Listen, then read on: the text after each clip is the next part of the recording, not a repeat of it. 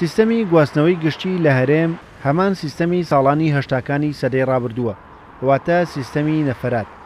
بە پێم سیستەمە شۆفێری پاسەکان تا ژمارەی سەرنشینەکانیان نەگاتە ئاستی پێویست بەڕێ ناکەون، بۆیە زۆربەی هاوڵاتیان ناچارن یان ئۆتۆمبیلی تایبەت یان تەکسی بەکاربێنن.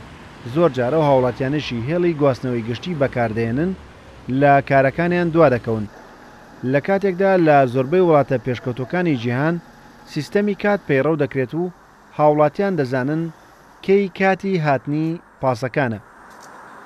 من مەسەڵەن ئیشێکی زۆر زەریرم هەیە ئەبێت دانیشم لە پاسەکاتانی سەعات تا 25 دقیقە اینجا پڕە بێ، بەڵام ئەگەر تەکسێ بگرم ڕێکم باتەوە ماڵەوە، بەڵام مەقدەرەتی ئەوم نییە تەکسی بگرم. جاری وایە بە سەعات چاڕوانەکەم ئارەوەڵا بەڵە بۆی بە پاسەکە بەڕێ بکێ بمگاتە شوێنی بەبەست.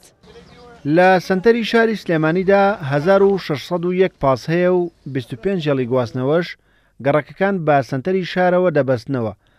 بەهۆی گرانی سوتەمەنیشەوە شۆفێری پاسەکان ناتوانن بەبێ نەفەر بە هێڵەکاندا بسوڕێنەوە و هاوڵاتیان لە چاوەڕوانیدا نەهێڵنەوە. ئێمە بەنسبەت سیارەکانەوە بەنزین ئەوەنە گرانە ئەگە بە قەپاتیش بڕێن دەری نایەنێ، چونکە ڕۆژی 3 سەفەر 4 سەفەر 3 سەفەرەکەین.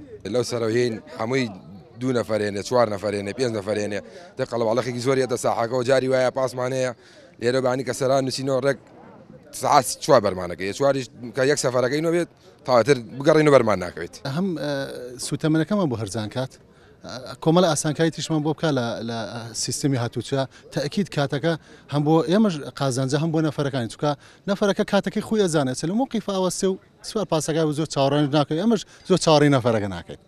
بۆ ئەوەی سیستەمی کات بۆ هێڵی گواستنەوەی گشتی پەیڕەو بکرێت دەبێت حکوومەتی هەرێم هێڵەکانی گواستنەوەی گشتی ڕێک بخاتەوە و لە ڕووی سوتەمەنیەوە هاوکاریان بکات.